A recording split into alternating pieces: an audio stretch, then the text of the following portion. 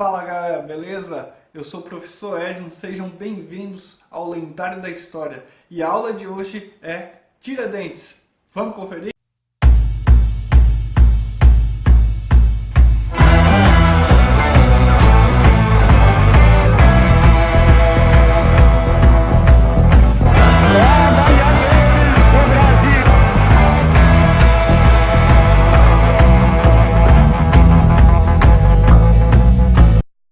José da Silva Xavier. Esse seria o nosso Tiradentes, né? O nosso herói brasileiro. Nascido aí em 1746 na fazenda de Pombal, na então capitania de Minas Gerais, né? Vai nascer o nosso querido herói brasileiro, né?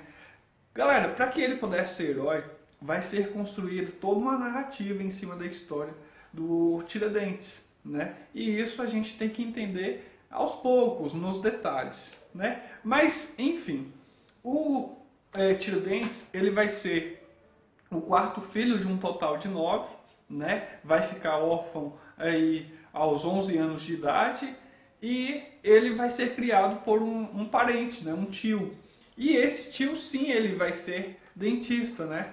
Ele que vai criar até ele completar uma idade adequada para que ele pudesse se virar sozinho.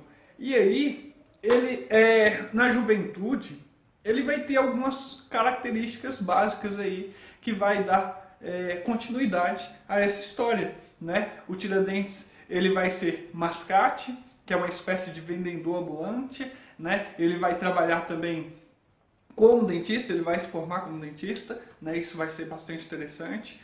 Ele também trabalhou nas minas, né? Isso, de acordo com o tempo, ele teve essa necessidade de se trabalhar também nessas minas. Foi também militar, né? Se alistou como militar, serviu aí o querido exército brasileiro, né? Na época. Mas, porém, ele ficou bastante satisfeito, né? Com algumas coisas que vinham acontecendo dentro desse órgão militar, né? E aí ele pede licença, ele pede afastamento para que pudesse seguir a sua vida. É agora que a gente começa a prestar atenção com um pouco mais de cuidado, né? Por quê? Agora em 1789, o que vai acontecer? Né? Vai estar acontecendo a Inconfidência Mineira. E é nessa perspectiva que o Tiradentes ele vai entrar para um grupo de uma elite, né, de Minas Gerais, onde tinham padres, tinham intelectuais, tinham aí também alguns militares, né, também insatisfeitos por questões da organização da coroa portuguesa, né, e aí nós temos a então Inconfidência Mineira, né.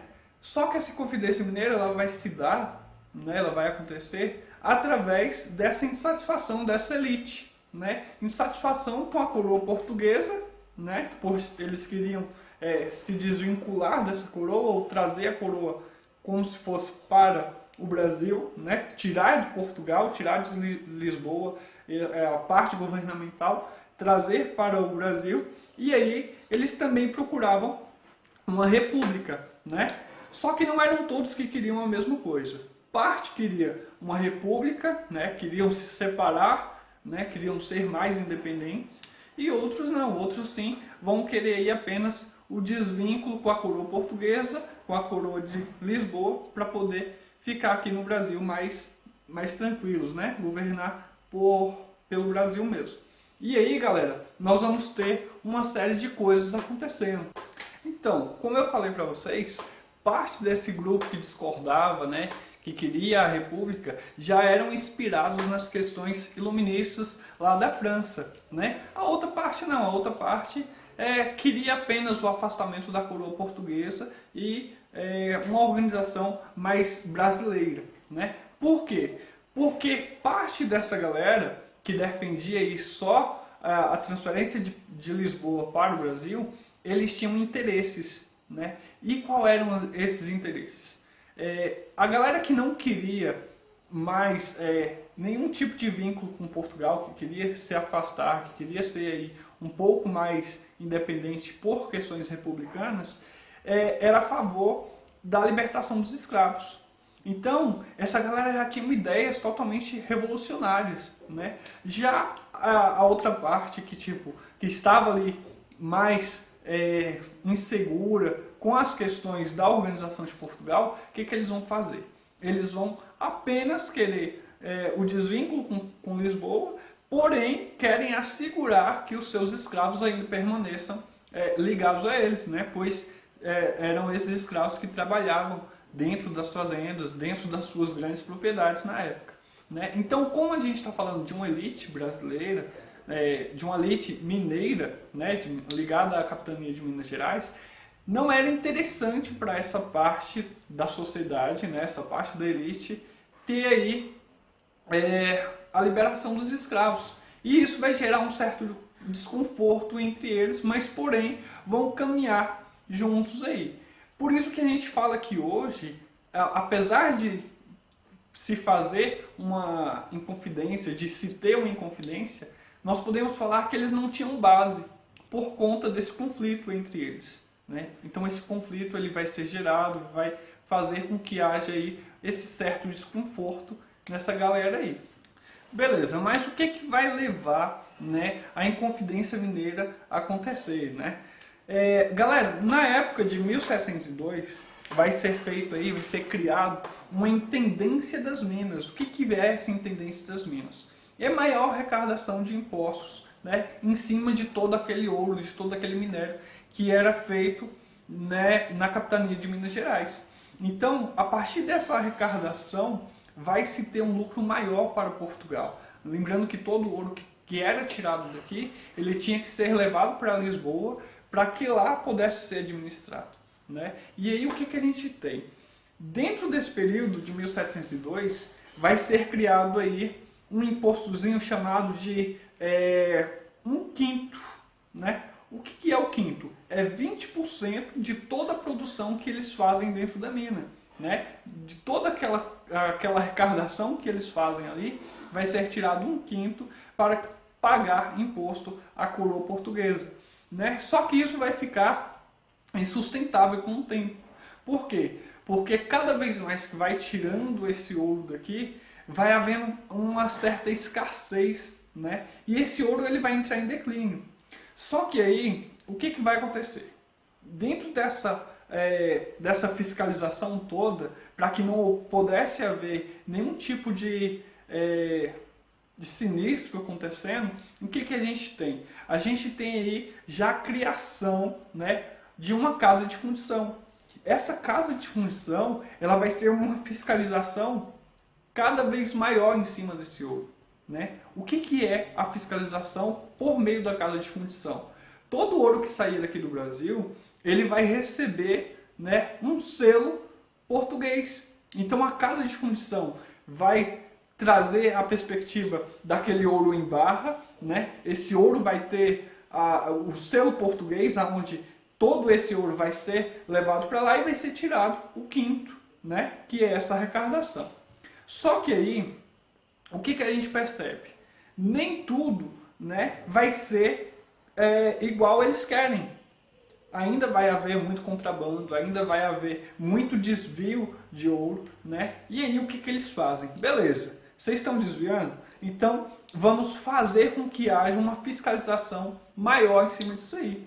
Então eles fazem um outro imposto em cima, né, desse ouro que era arrecadado aqui na colônia brasileira. E aí eles fazem um outro impostozinho aí chamado de derrama, que era 100 arrobas anuais de toda a arrecadação do ouro que era feita aqui na colônia brasileira, né? Então eles fazem com que haja uma fiscalização maior, né, para que eles pudessem sair lucrando.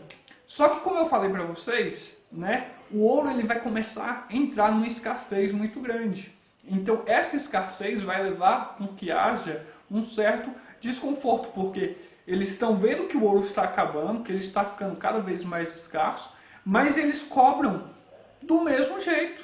Eles continuam cobrando o ouro como se nada estivesse acontecendo, né? E isso vai gerar o desconforto com a elite mineira, né? A elite de Minas Gerais vai começar a entrar numa perspectiva mais, como é que eu posso falar? Numa perspectiva onde eles fujam dessa arrecadação. marcado para o dia então da derrama, né? Os inconfidentes, né? Eles vão fazer com que pudesse tentar modificar essa história, né? A fiscalização ela tinha que acabar. E aí, tentando motivar parte da população por conta desses impostos, né? Eles vão fazer com que haja esse movimento no dia da derrama. Só que aí vai dar errado. Por quê? Porque dentro do dia da derrama, né, todo mundo seria cobrado.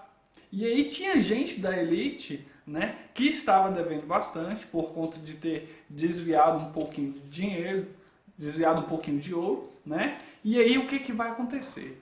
O Joaquim Silvério dos Reis, né, ele de dentro da Inconfidência Mineira, né, de dentro do movimento, ele vai ser o dedo duro. Então, ele vai até a coroa, né, ele vai até o governador da capitania de Minas Gerais. Quando ele chega na capitania, né, no governo da capitania, ele fala o seguinte, ó, estão planejando uma conspiração. Vai acontecer de um grupo chegar aí cobrando a coroa que pare com essa cobrança dos impostos. E aí, né, dentro dessa perspectiva, os líderes vão ser presos, né, inclusive o próprio Tiradentes, eles vão ser presos.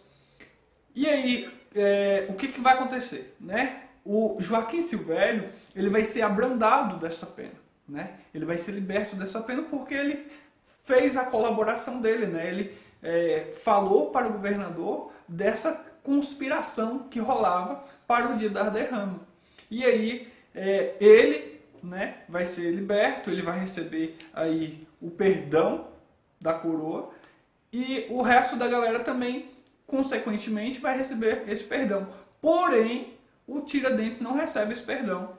E aí, no dia 21 de abril de 1792, né, o que, que vai acontecer? O Tiradentes ele vai ser enforcado em praça pública e logo depois partes do seu corpo vai ser colocada do Rio de Janeiro até Minas Gerais, né, na estrada, vai ser colocado esquartejado.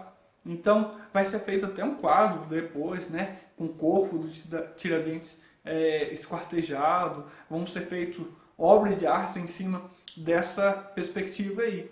E aí nós temos o nosso querido Tiradentes, né, sendo o nosso herói republicano, né, nosso herói republicano sendo aí o nosso herói brasileiro. Porém, isso é uma outra história que será contada aqui no canal Lendários da História, né, no próximo vídeo. Se você gostou até aqui, não se esqueça de se inscrever, assina o sininho aí, né, para receber as nossas notificações, compartilha aí, comenta aí, né, se você gostou, deixe seu comentário, se você achou alguma coisa interessante ou quer dar alguma opinião, coloca aí no comentário, beleza? E até a próxima!